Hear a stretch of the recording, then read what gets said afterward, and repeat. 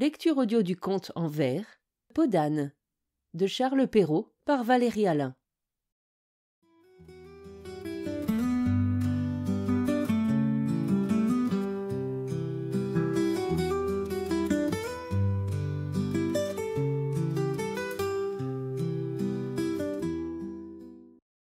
Il est des gens de qui l'esprit guindé, sous un front jamais déridé, ne souffre, n'approuve et n'estime que le pompeux et le sublime.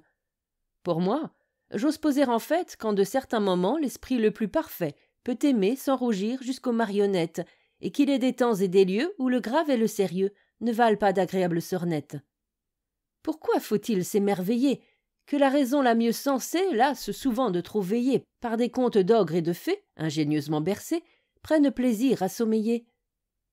Sans crainte donc qu'on me condamne de mal employer mon loisir, je vais, pour contenter votre juste désir, vous raconter au long l'histoire de Peau d'âne.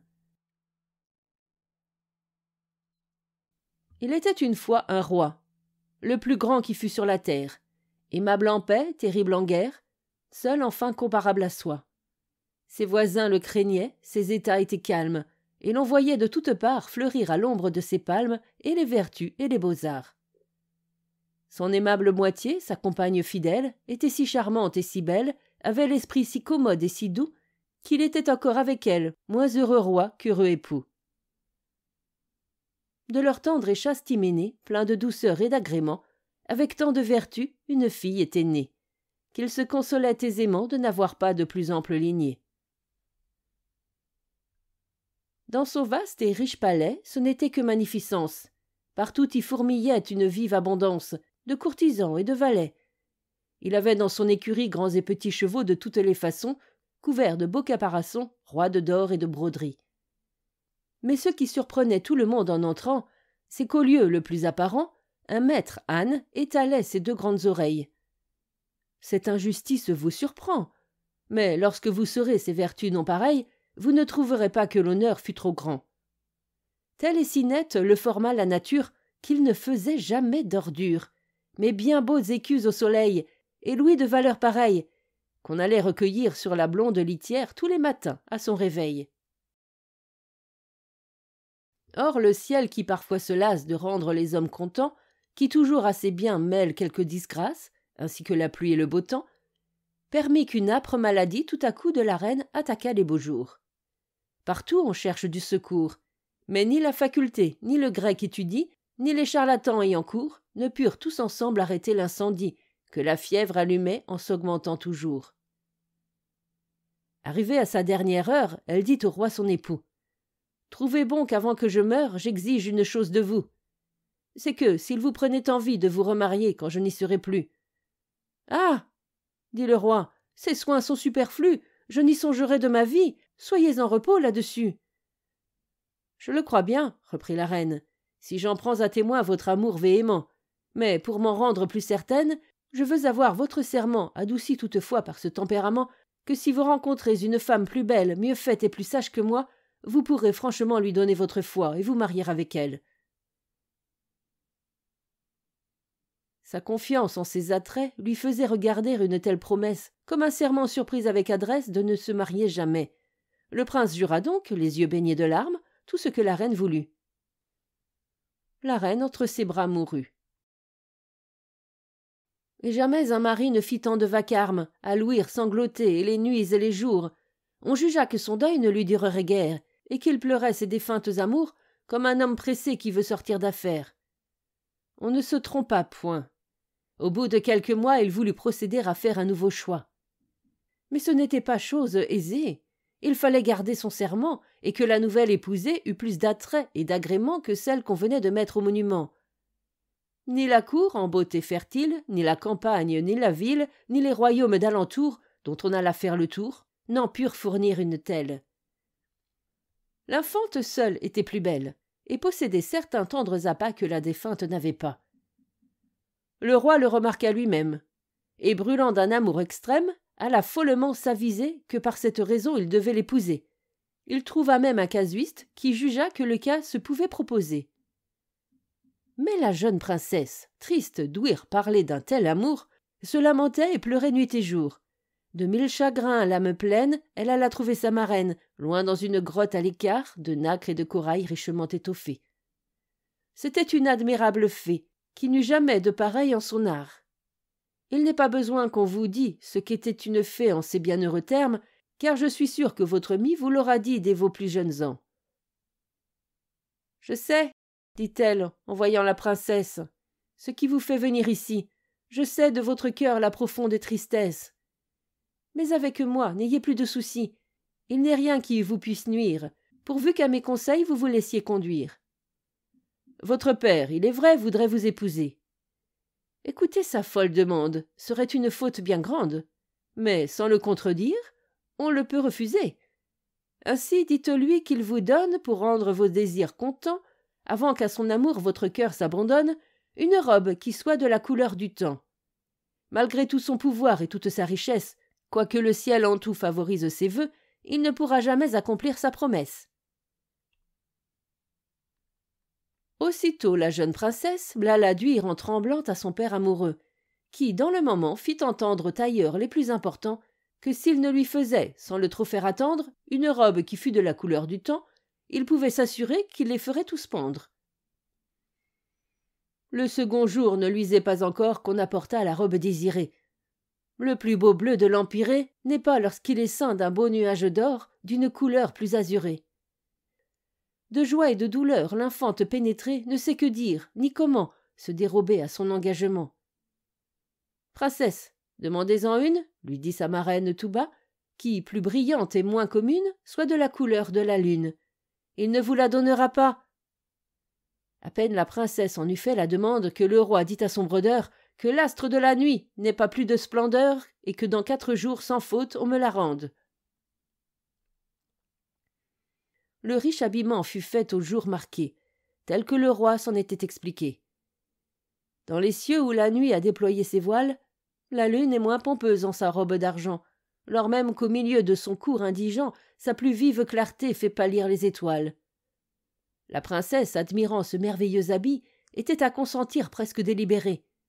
Mais, par sa marraine inspirée, au prince amoureux, elle dit « Je ne saurais être contente que je n'ai une robe encore plus brillante et de la couleur du soleil. » Le prince, qui l'aimait d'un amour sans pareil, fit venir aussitôt un riche lapidaire et lui commanda de la faire d'un superbe tissu d'or et de diamants, disant que s'il manquait à le bien satisfaire, il le ferait mourir au milieu des tourments. Le prince fut exempt à s'en donner la peine, car l'ouvrier industrieux, avant la fin de la semaine, fit apporter l'ouvrage précieux, si beau, si vif, si radieux, que le blond amant de Clymène, lorsque sous la voûte des cieux dans son char d'or il se promène, d'un plus brillant éclat n'éblouit pas les yeux. L'infante que ses dons achève de confondre à son père, à son roi, ne sait plus que répondre. Sa marraine aussitôt la prenant par la main. « Il ne faut pas, lui dit-elle à l'oreille, demeurer en si beau chemin. Est-ce une si grande merveille que tous ces dons que vous en recevez, tant qu'il y aura l'âne que vous savez, qui d'écus d'or sans cesse emplit sa bourse? Demandez-lui la peau de ce rare animal. Comme il est toute sa ressource, vous ne l'obtiendrez pas, ou je raisonne mal. » Cette fée était bien savante, et cependant elle ignorait encore que l'amour violent, pourvu qu'on le contente, compte pour rien l'argent et l'or. La peau fut galamment aussitôt accordée que l'infante lui demandait. Cette peau, quand on l'apporta, terriblement l'épouvanta, et la fit de son sort amèrement se plaindre. Sa marraine survint et lui représenta que, quand on fait le bien, on ne doit jamais craindre, qu'il faut laisser penser au roi qu'elle est tout à fait disposée à subir avec lui la conjugale loi, mais qu'au même moment, seule et bien déguisée, il faut qu'elle s'en aille en quelque état lointain, pour éviter un mal si proche et si certain. « Voici, poursuivit-elle, une grande cassette où nous mettrons tous vos habits, votre miroir, votre toilette, vos diamants et vos rubis. Je vous donne encore ma baguette. En la tenant entre votre main, la cassette suivra votre même chemin, toujours sous la terre cachée. Et lorsque vous voudrez l'ouvrir, à peine mon bâton la terre aura touché, qu'aussitôt à vos yeux elle viendra s'offrir. Pour vous rendre méconnaissable, la dépouille de l'âne est un masque admirable. Cachez-vous bien dans cette peau. On ne croira jamais, tant elle est effroyable, qu'elle renferme rien de beau. » La princesse, ainsi travestie de chez la sage fée à peine fut sortie, pendant la fraîcheur du matin, que le prince, qui, pour la fête de son heureux hymen s'apprête, apprend tout effrayé son funeste destin.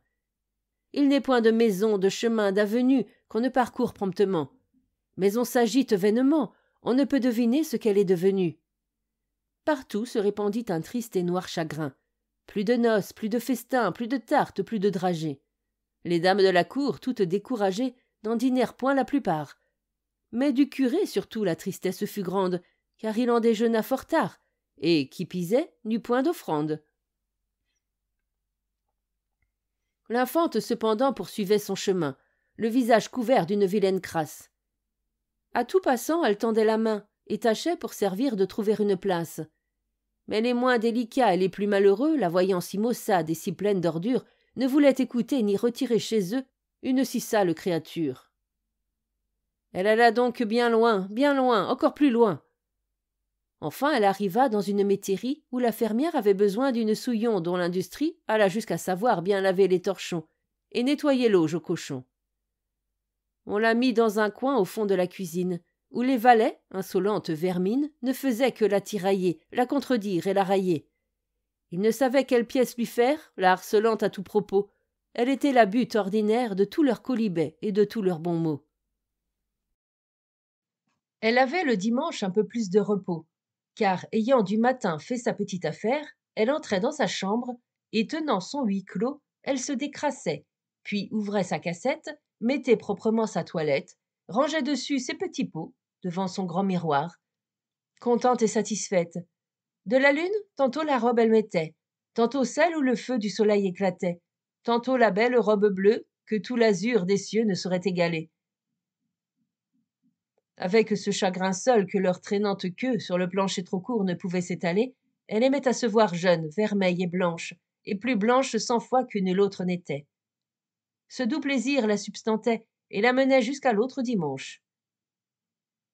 J'oubliais de dire en passant qu'en cette grande métairie d'un roi magnifique et puissant se faisait la ménagerie, que là, poules de barbarie, râles, pintades, cormorans, oiseaux musqués, cannepetières, et 1000 autres oiseaux de diverses manières, entre eux presque tous différents, remplissaient à l'envi 10 cours tout entières.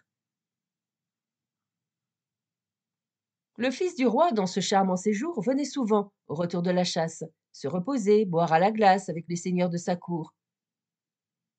Tel ne fut point le beau Céphale, son air était royal, sa mine martiale, propre à faire trembler les plus fiers bastions. Podane de fort loin le vit avec tendresse, et reconnut par cette hardiesse que, sous sa crasse et ses haillons, elle gardait le cœur d'une princesse. Qu'il a l'air grand, quoiqu'il l'ait négligé. Qu'il est aimable, disait-elle, et que bienheureuse est la belle à qui son cœur est engagé. D'une robe de rien, s'il m'avait honorée, je m'en trouverais plus parée que de toutes celles que j'ai. Un jour, le jeune prince, errant à l'aventure, de basse-cour en basse-cour, passa dans une allée obscure, où de Podane était l'humble séjour. Par hasard, il mit l'œil au trou de la serrure.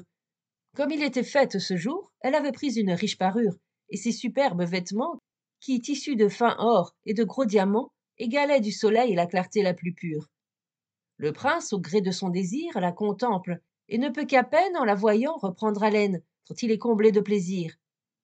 Quels que soient ses habits, la beauté du visage, son beau tour, sa vive blancheur, ses traits fins, sa jeune fraîcheur, le touchent 100 fois davantage.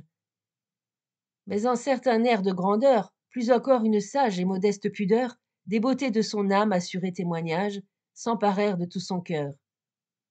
3 fois, dans la chaleur du feu qui le transporte, il voulut enfoncer la porte. Mais croyant voir une divinité, 3 fois par le respect, son bras fut arrêté. Dans le palais, pensif, il se retire. Et là, nuit et jour, il soupire. Il ne veut plus aller au bal, quoiqu'on soit dans le carnaval. Il hait la chasse, il hait la comédie, il n'a plus d'appétit, tout lui fait mal au cœur. Et le fond de sa maladie est une triste et mortelle langueur. Il s'enquit quelle était cette nymphe admirable, qui demeurait dans une basse-cour, au fond d'une allée effroyable, où l'on ne voit goutte en plein jour. C'est, lui dit-on, Podane. En rien nymphe ni belle, et que Podane l'on appelle, à cause de la peau qu'elle met sur son cou. De l'amour, c'est le vrai remède. La bête, en un mot, la plus laide qu'on puisse voir après le loup. On a beau dire, il ne saurait le croire. Les traits que l'amour a tracés, toujours présents à sa mémoire, n'en seront jamais effacés. Cependant, la reine, sa mère, qui n'a que lui d'enfant, pleure et se désespère. De déclarer son mal, elle le presse en vain. Il gémit, il pleure, il soupire. Il ne dit rien, si ce n'est qu'il désire que peau d'âne lui fasse un gâteau de sa main. Et la mère ne sait ce que son fils veut dire. Au ciel, madame, lui dit-on, cette peau d'âne est une noire taupe, plus vilaine encore et plus gaupe que le plus sale marmiton. N'importe, dit la mère, il faut le satisfaire, et c'est à cela seul que nous devons songer. Il aurait eu de l'or tant l'aimait cette mère, s'il en avait voulu manger. Peau d'âne donc prend sa farine, qu'elle avait fait bluter exprès pour rendre sa pâte plus fine, son sel, son beurre et ses œufs frais. Et pour bien faire sa galette, s'enferme seule en sa chambrette. D'abord elle se décrassa les mains, les bras et le visage. Elle prit un corps d'argent que vite elle lassa, pour dignement faire l'ouvrage qu'aussitôt elle commença. On dit qu'en travaillant un peu trop à la hâte, de son doigt par hasard il tomba dans la pâte un de ces anneaux de grand prix. Mais ceux qu'on tient savoir le fin de cette histoire assurent que par elle exprès il y fut mis. Et pour moi, franchement, je l'oserais bien croire, fort sûr que, quand le prince à sa porte aborda, et par le trou la regarda, elle s'en était aperçue. De ce point, la femme est si drue, et son œil va si promptement, qu'on ne peut la voir un moment qu'elle ne sache qu'on l'a vue. J'en suis bien sûr encore, et j'en ferai serment, qu'elle ne douta point que de son jeune amant la bague ne fût bien reçue.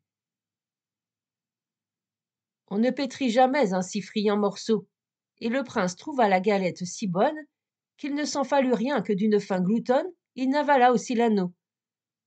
Quand il en vit l'émeraude admirable, qu'il vit du jonc le cercle étroit, qui marquait la forme du doigt, son cœur en fut touché d'une joie incroyable.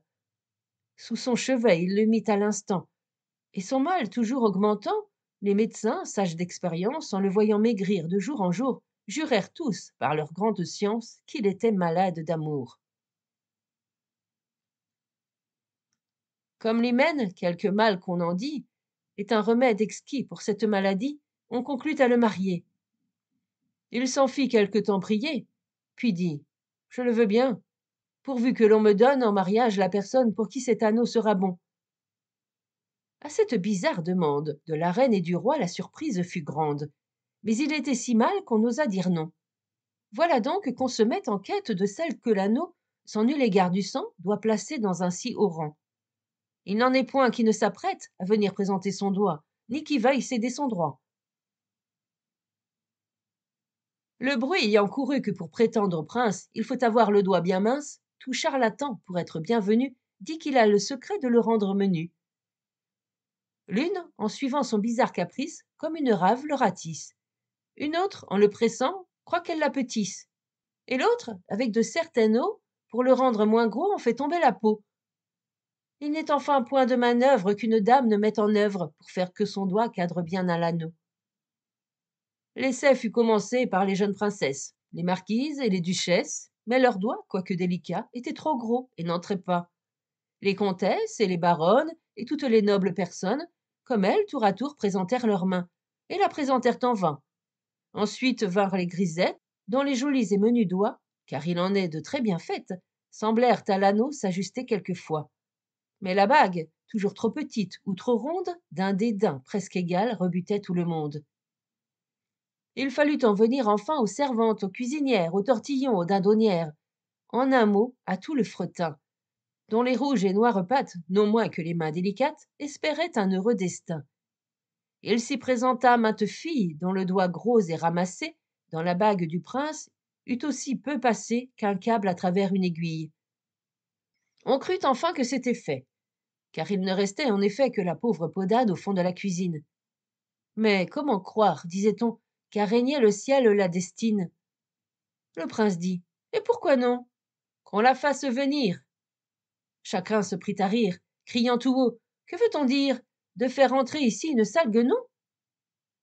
Mais lorsqu'elle tira de dessous sa peau noire une petite main qui semblait de l'ivoire, qu'un peu de pourpre a coloré, et que de la bague fatale dut de justesse son égale, son petit doigt fut entouré, la cour fut dans une surprise qui ne peut pas être comprise. On la menait au roi dans ce transport subit, mais elle demanda qu'avant de paraître devant son seigneur et son maître, on lui donnât le temps de prendre un autre habit. De cet habit, pour la vérité dire, de tous côtés on s'apprêtait à rire. Mais lorsqu'elle arriva dans les appartements et qu'elle eut traversé les salles avec ses pompeux vêtements, dont les riches beautés n'eurent jamais d'égal, que ses aimables cheveux blonds mêlés de diamants dont la vive lumière en faisait autant de rayons, que ses yeux bleus grands, doux et longs, qui, pleins d'une majesté fière, ne regardent jamais sans plaire et sans blesser, et que sa taille enfin si menue et si fine qu'avec les deux mains on eût pu l'embrasser, montrèrent leurs appas et leur grâce divine, les dames de la cour, et de leurs ornements, tombèrent tous les agréments. Dans la joie et le bruit de toute l'assemblée, le bon roi ne se sentait pas de voir sa bru posséder tant d'appas. La reine en était affolée, et le prince, son cher amant, de sans plaisir, l'âme comblée, succombait sous le poids de son ravissement. Pour l'hymen, aussitôt, chacun prit ses mesures. Le monarque en pria tous les rois d'alentour, qui, tout brillants de diverses parures, quittèrent leurs états pour être à ce grand jour. On en vit arriver des climats de l'aurore, montés sur de grands éléphants. Il en vint du rivage mort, qui, plus noir et plus laid encore, faisait peur aux petits enfants. Enfin, de tous les coins du monde, il en débarque, et la cour en abonde. Mais nul prince, ni potentat, n'y parut avec tant d'éclat que le père de l'épouser, qui d'elle, autrefois amoureux, avait avec le temps purifié les feux dont son âme était embrasée. Il en avait banni tout désir criminel, et de cette odieuse flamme, le peu qui restait dans son âme n'en rendait que plus vif son amour paternel. Dès qu'il la vit, que béni soit le ciel qui veut bien que je te revoie, ma chère enfant, dit-il, et, tout pleurant de joie, courut tendrement l'embrasser. Chacun à son bonheur voulut s'intéresser, et le futur époux était ravi d'apprendre qu'à un roi si puissant, il devenait le gendre. Dans ce moment, la marraine arriva, qui raconta toute l'histoire, et par son récit acheva de combler Podane de gloire. Il n'est pas malaisé de voir que le but de ce conte est qu'un enfant apprenne qu'il vaut mieux s'exposer à plus rude peine que de manquer à son devoir, que la vertu peut être infortunée, mais qu'elle est toujours couronnée, que contre un fol amour et ses fougueux transports, la raison la plus forte est une faible digue, et qu'il n'est point de si riches trésors dont un amant ne soit prodigue, que de l'eau claire et du pain bis suffisent pour la nourriture de toute jeune créature, pourvu qu'elle ait de beaux habits, que sous le ciel il n'est point de femelle qui ne s'imagine être belle, et qui souvent ne s'imagine encore que, si des trois beautés la fameuse querelle s'était démêlée avec elle, elle aurait eu la pomme d'or. Le conte de Podane est difficile à croire, mais tant que dans le monde on aura des enfants, des mères et des mères grands, on en gardera la mémoire.